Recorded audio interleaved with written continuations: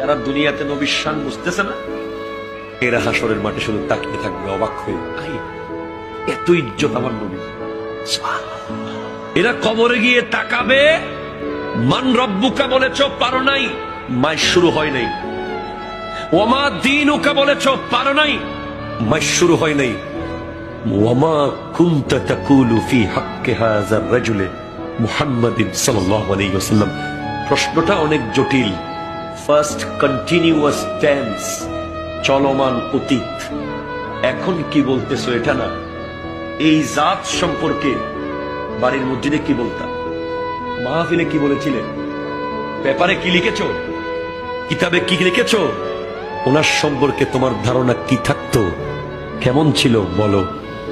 যদি উত্তর দিতে পারেন দেখাবে হাযা মাকআদুকা ফিন্নার, এটা তোমার জাহান্নামের জায়গা ছিল।